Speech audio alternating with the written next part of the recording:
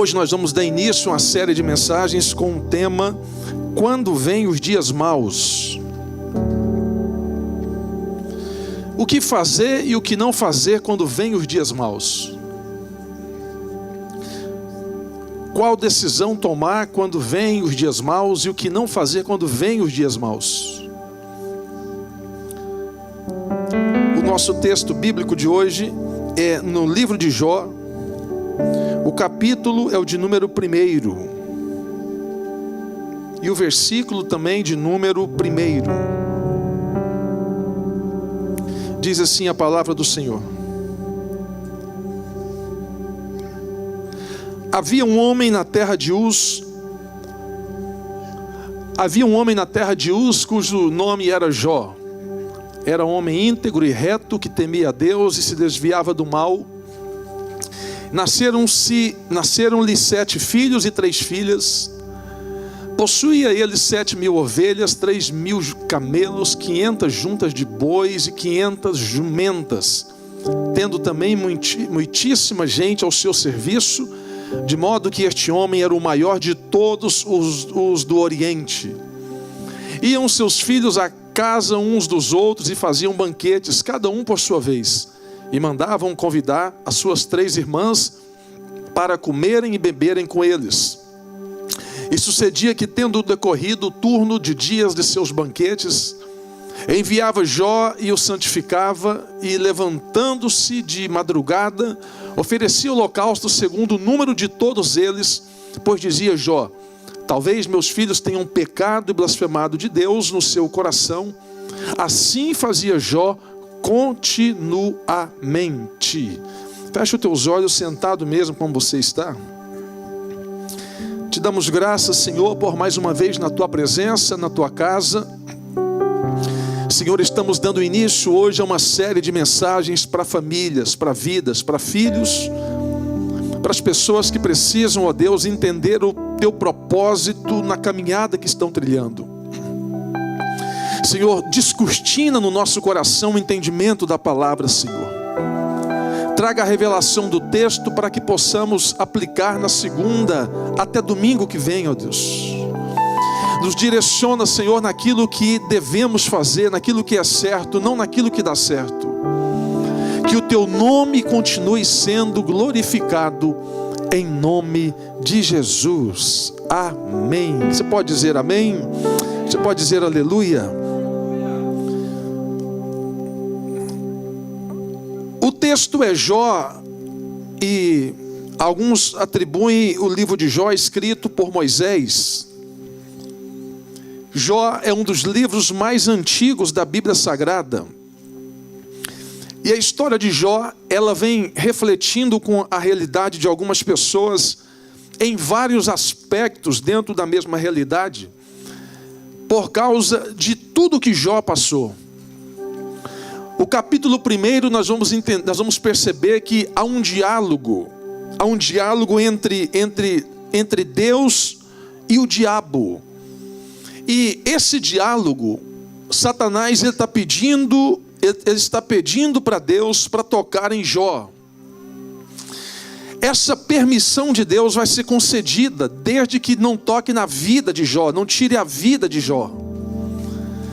E o capítulo, ele começa falando alguns detalhes interessantes. Por exemplo, que ele era um dos maiores do Oriente. Não é à toa que o escritor coloca que ele era um dos maiores do Oriente. Se você olhar na Bíblia Sagrada, parece que Deus tinha um negócio escondido no Oriente. A Bíblia dá detalhes específicos sobre o Oriente. Por exemplo, a Bíblia vai nos mostrar que o Senhor criou o homem, sabe aonde? No oriente do jardim do Éden.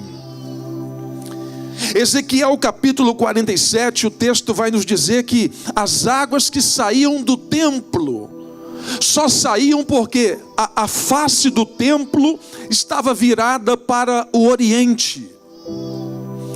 Quando João nasceu, Zacarias e Isabel cantaram: a estrela do Oriente nos visitou.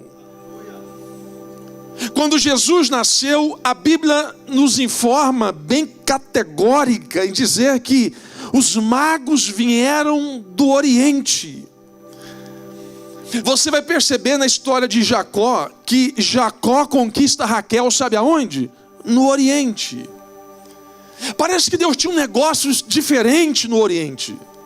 E Jó era um dos homens maiores, mais ricos do Oriente.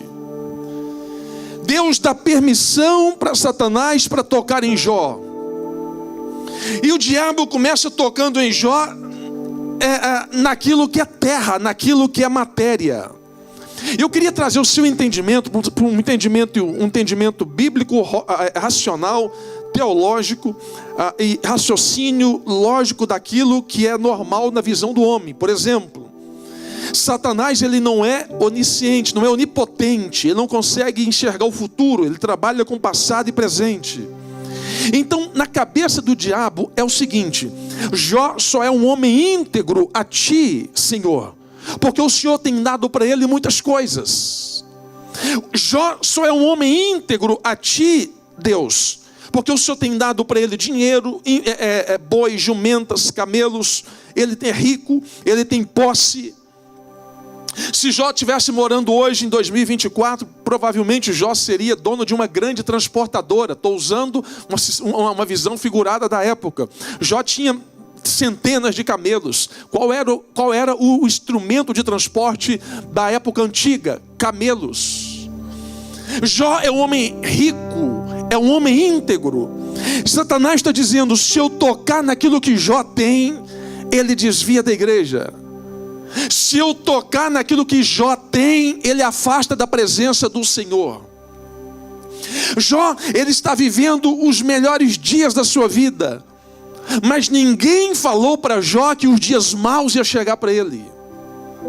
Ninguém falou para Jó que os dias maus iriam abrir a porta para ele. Ninguém falou para Jó que o cardápio da vida, a partir daquele dia, o alimento, a rotina diária seria os dias maus. Jó está dentro de um cenário que começa a perder. Enquanto perde boi, Jó está tranquilo. Enquanto perde jumentas, e não jumentos, porque jumentas no feminino, na época antiga, era um animal que valia mais. E a Bíblia é específica quando fala de jumentas, pelo poder de posse que Jó tinha. Enquanto perde bois, está tranquilo. Enquanto perde jumentas, está tranquilo. Enquanto perde funcionário, ou melhor, não na pessoa, mas perde o serviço exercido, está tranquilo. Porque na cabeça de Jó é o seguinte: eu quero ver até onde ela aguenta. Eu quero ver qual é o limite. Na cabeça do diabo eu quero ver onde é o limite de Jó. Eu quero ver aonde está a força de Jó. Jó está perdendo bois, mas continua crente. Está perdendo jumentas, continua crente. E Jó começa dando uma aula para nós. Jó começa dando uma aula de vida num contexto moderno que nós vivemos, dizendo para nós: até onde vai a tua fé em Cristo? Jó, ele confronta nós nas suas perdas, mostrando para nós: a sua fé está firme aonde? No emprego que você tem? No patrão que você tem? No dinheiro que você tem? Queridos, há pessoas que, se ele perder o carro, ele desvia da igreja. Há pessoas que, se perder o emprego, ele culpa o profeta, ou a profetisa, ou alguém. São níveis de fé. Tem gente que tem a fé mínima, tem gente que tem a fé mediana, tem pessoas que têm uma fé maior, tem gente que tem nível de fé hard, uma fé inabalável, uma fé estruturada na rocha. Há pessoas que têm os níveis de fé que existem. Nós devemos identificar qual é o nosso nível de fé. Qual é o nível de provação que você sustenta? Vai provar o nível de fé que você tem. Sabe, às vezes dentro da ação permissiva de Deus, o próprio Deus permite algumas coisas acontecer com nós. E Deus não fala nada. Deus trabalha em silêncio, para moldar o nosso caráter, para moldar o nosso eu, para moldar a nossa vida, para colocar em nós o que está passando, ou para tirar de nós o que está faltando. Deus não é Deus de ficar dando tudo o que você quer, tudo o que eu quero. Já teve dias, talvez eu, você, nós, sabe aqueles dias, os dias maus, quando vem, que você chora sozinho, e você não quer que ninguém vê o seu choro, porque parece sinal de fragilidade, mas na verdade não é sinal de fortaleza. Porque chorar em Deus é segurança, chorar sem Deus é fraqueza. Chorar em Deus na baixa é sinal que você está sustentado por alguém que é maior do que você. Chorar sem Deus na baixa é sinal que você está abandonado na terra que você vive. Só que Jó está dizendo: eu não sei o que está acontecendo, mas eu continuo crendo no Senhor. Eu fiz algumas anotações aqui. Por 5 vezes Jó teve crise de choro. Está no texto bíblico. Por 5 vezes não foi chorinho, foi crise. Não é aquele chorinho que você passa a mão. Não, crise de choro é quando você começa a chorar sem saber o que está acontecendo. E não, ele teve 5 vezes crise de choro. Por 30 vezes Jó está olhando para os céus e está perguntando: o que está acontecendo comigo? E Deus está calado. Por 30 vezes Jó está olhando para o nada e está dizendo: Deus, o que está acontecendo comigo? E Deus está em silêncio. Sabe uma coisa, gente? Às vezes o que mais dói não é quando Deus fala com o profeta. Eu tenho um amigo no Brasil, ele é muito usado por Deus. Ele não tem um dom do conhecimento da palavra, ele não tem um dom para pregar, ele nem prega. Ele é usado nos dons de revelação. Um dia ele falou para mim assim: pastor Carlos, meu amigo, o maior problema de quem é ousado na revelação não é o diabo, é os crentes. E eu falei: por quê? Ele falou: porque tem dia que a gente entra num ambiente e Deus dá 2 revelações, mas a igreja ou as pessoas forçam a ter mais. E aí Deus está dizendo: até aqui comigo foi 2, daqui para frente é com você. Aí já não é comigo, já não é Deus usando, é ele usando Deus. E é isso aqui que Jó está dizendo para nós. Ele está querendo ouvir alguma coisa e Deus não fala. Ele está querendo ouvir alguma coisa e Deus está em silêncio. O silêncio de Deus dói. Dói porque você está dizendo: Deus, usa alguém. Deus não usa. Deus, fala comigo. Deus não fala. Você está dizendo: Deus, o que está acontecendo? Deus não descortina a realidade da tua vida, porque há algo de permissão de Deus ali, como tratamento, como cura, como livramento, como resposta de oração lá na frente. Você não vai entender agora, mas só tem uma coisa, e Jó está nos ensinando. Jó está dizendo: não perca a tua fé no Deus que você serve pelas perdas que você tem. Pode perder bois, pode perder jumentas, pode perder camelos, mas continue crendo que Ele ainda é o Senhor da sua vida, e é Ele quem vai sustentar você nas baixas. Por alguns momentos, ou por um momento, aí vem os amigos de Jó: Elifaz, Bildade, Zofar e Eliú. Eles começam a olhar para Jó e estão dizendo: Jó, tudo isso que está acontecendo, provavelmente você deve ter pecado. Porque se tem uma coisa que nos confronta dentro da religiosidade, sem um entendimento bíblico, é achar que tudo de ruim que está acontecendo é causa de um pecado que foi cometido e que não foi resolvido. Jó não tinha pecado, Deus estava permitindo. Gente, entenda uma coisa: o dia bom e o dia mau vem para todo mundo. Foi Jesus que disse: nesse mundo você não vai ter só oba-oba, não, tereis aflições. Mas ele sela no final: fica tranquilo, fica de boa, porque eu estou contigo, estou com vocês. Os amigos de Jó estão olhando para Jó e estão dizendo: será que você pecou? O que você fez de errado? Porque a primeira coisa na mente do religioso que não entende o processo, e tem um detalhe: quem está dentro entende o processo, quem está fora não sabe o que está acontecendo.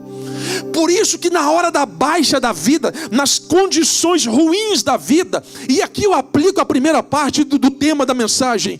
O que não fazer nos dias maus? O que não fazer? Não abrir o seu coração para quem não tem o propósito em Deus. Porque às vezes você está passando os dias maus e você vai abrir o teu coração para quem não vai resolver nada. Pastor, mas tem jeito de crente, mas não tem essência. Não abre, fica calado. Tem problema da minha volta, à sua volta, no seu trabalho, no nosso trabalho, que nem todo mundo tem preparo psicologicamente, espiritualmente suficiente para resolver. E às vezes o silêncio é a melhor resposta na hora da dificuldade. Jó, ele está dando uma aula para nós. E é interessante porque dentro da cultura judaica, durante 7 dias eles fazem o jejum do silêncio, que é cultural. O jejum do silêncio, em 7 dias, eles esperam que Deus manifeste. Em 7 dias de silêncio, eles estão fazendo o jejum da resposta, e Deus não traz resposta. E Jó mais uma vez pergunta: Deus, por quê? E Deus está em silêncio. Você já teve sensação de parece que está orando e a oração bate no teto e volta? Já teve aquela sensação de você estar orando, e oração é tão espiritual que você começa a orar, dá sono. Você começa a orar, dá vontade, começa a bocejar. Você começa a orar, dá vontade de dormir. Você começa a orar, alguém chega para atrapalhar. Você começa a orar, é tão espiritual, porque se você senta para ver um jogo, você fica ligado. Se você senta para assistir um filme, você fica ligado. Se você ajoelha para orar, parece que baixa, muda tudo o ambiente. Jó está perguntando a Deus por quê, e Deus não está respondendo nada. Sabe, quem sabe o Espírito Santo está falando ao teu coração nessa noite. Não reclame dos dias maus. Não reclame das permissões que Deus coloca na minha vida e na sua vida ao longo dos dias. Às vezes os dias maus, ele vem para moldar o nosso caráter. Gente, a gente tem que entender isso aqui, ó. O deserto não revela Deus diante de nós. O deserto revela nós diante de Deus. Os dias maus não vêm para mostrar quem é Deus na nossa vida. Os dias maus vêm para mostrar quem somos nós diante de Deus na baixa. Os dias maus não é para matar. Você nunca vai chegar num velório, vai ter alguém dentro de um caixão, e você vai perguntar: morreu de quê? Ah, morreu de luta. Não, luta não mata. Ah, morreu de prova não mata. Há algo específico de Deus ali como tratamento. Jó, ele está perguntando a Deus por quê, e Deus está em silêncio. E aí eu vou dizer um negócio para nós: não confunda a vontade de Deus com permissão de Deus. Não confunda a vontade de Deus com permissão de Deus, porque a vontade de Deus, ela é boa, perfeita e agradável. A permissão de Deus são as consequências nossas do livre-arbítrio que Deus nos deu, das decisões que nós tomamos e não queremos aceitar. Então, quando Deus permite alguma coisa, é para o nome dele ser glorificado. Até na luta, eu vou dizer algo para nós. Às vezes tem resposta de Deus que vem embalada no formato de luta na prateleira da vida.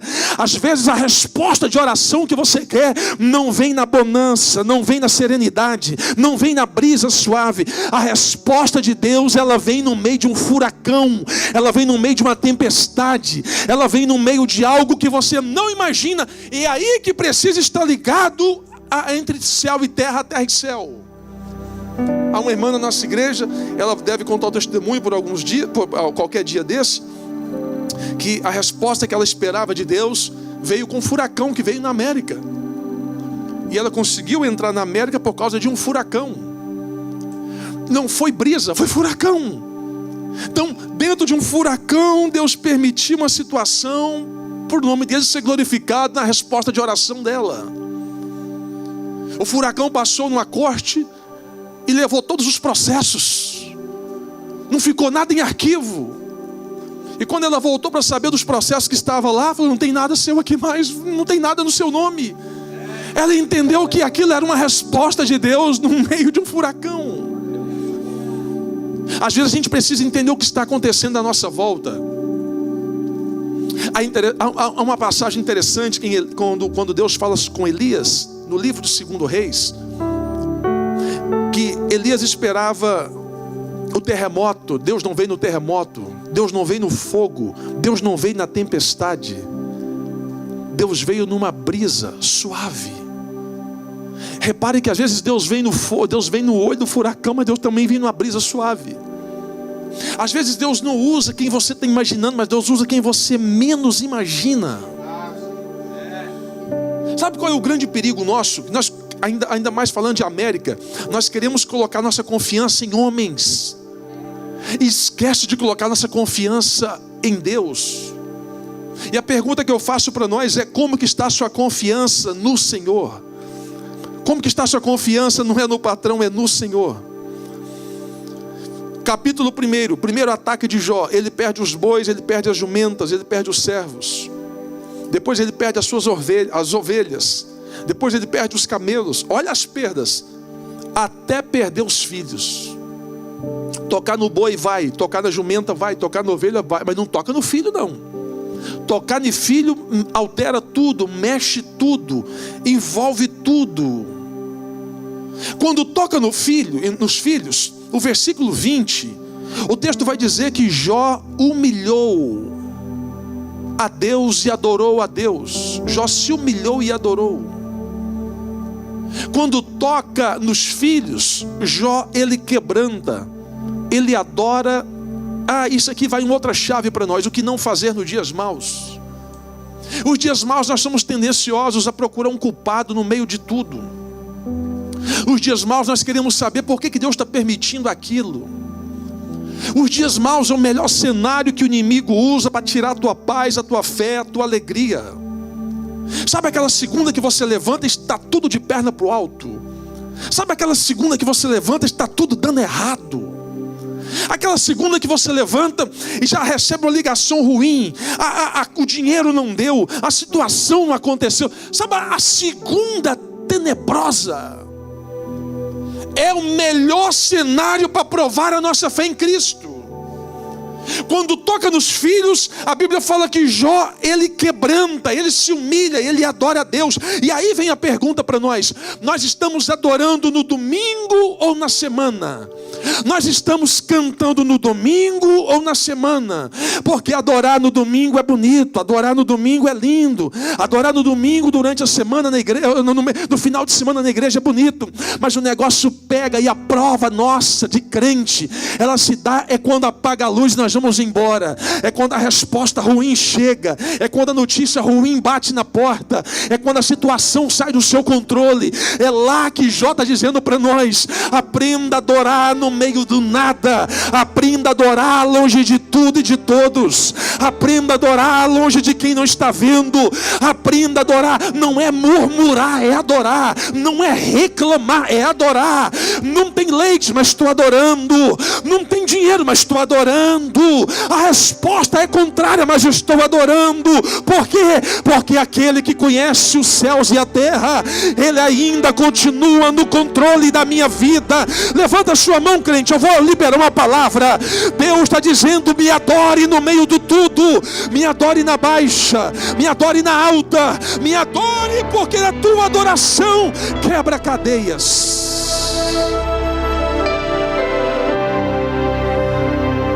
Quebra cadeias. Fábio, me dá só um pouquinho mais aqui, por favor.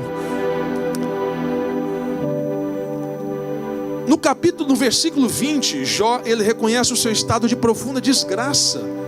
E no versículo 21, ele vai bendizer o nome do Senhor.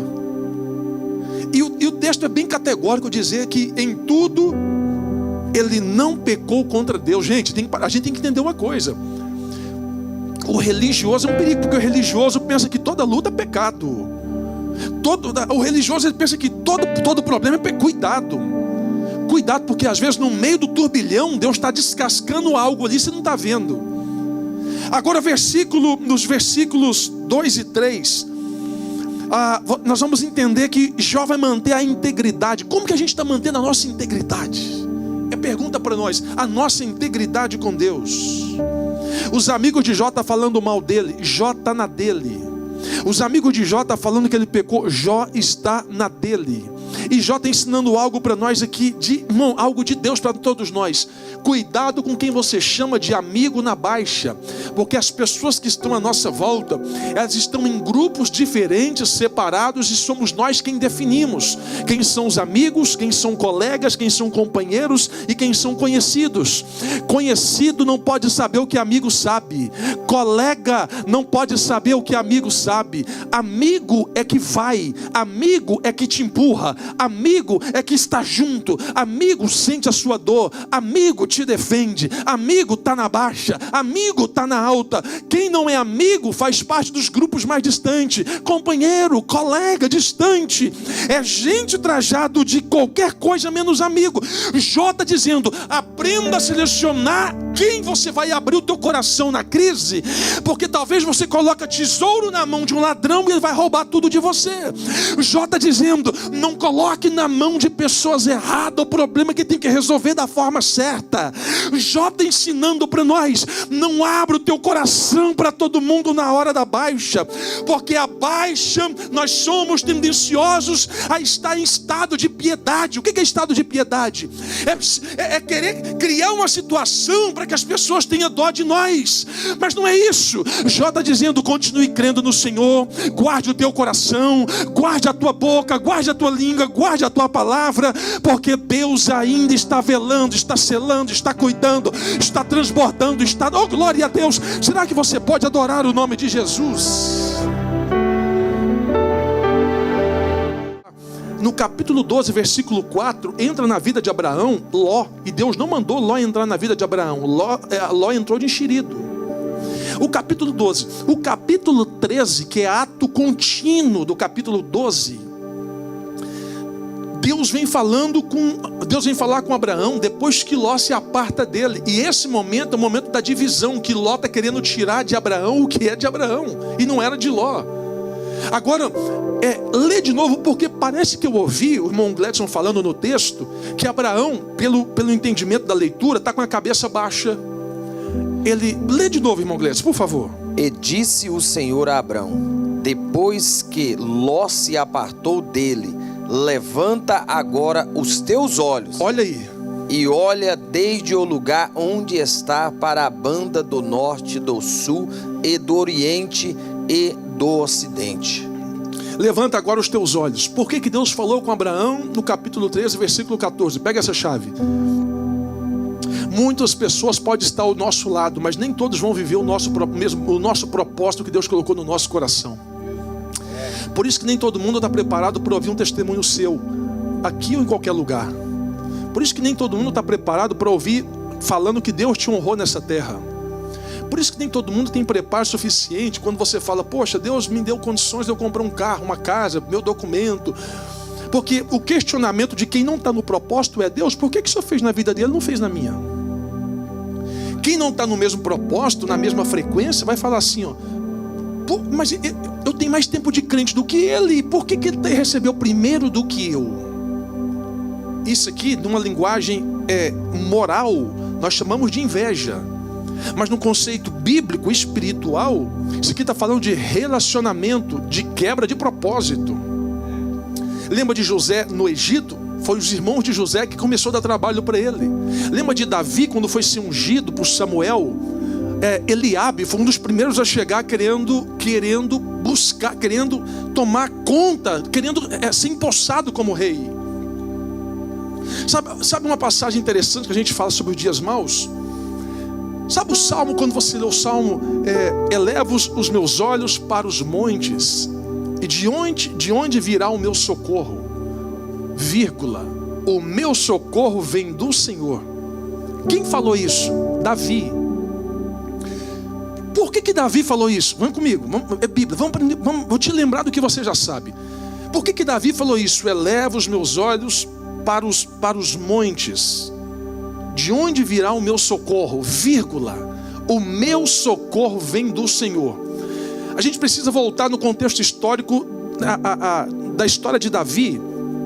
Quando Saul está perseguindo Davi, Saul contrata 3.000 homens que eram afiados em funda, homens que com a mão esquerda, com pedra e funda, eles acertavam o alvo à distância, lançando a pedra. Saul contrata mais de 3.000 homens para ir atrás de Davi. Davi está fugindo de Saul, foge daqui, foge dali. Saul manda dividir o grupo de 3.000 em 2 grupos de 1.500 e está dizendo: olha, eu preciso que vocês peguem Davi. Saul está dizendo: eu quero Davi. A inveja no coração de Saul estava em cima. Ele está dizendo: eu quero Davi. É nesse momento que Davi, ele se esconde dentro de uma caverna, espécie de uma caverna, e ele não vê saída. E quando ele está escondido porque ali é vale. O que é vale? Vale é um espaço entre 2 montanhas. Quando tiver 2 montanhas, aquele espaço no meio é vale. Davi está no meio de um vale escondido. É naquele momento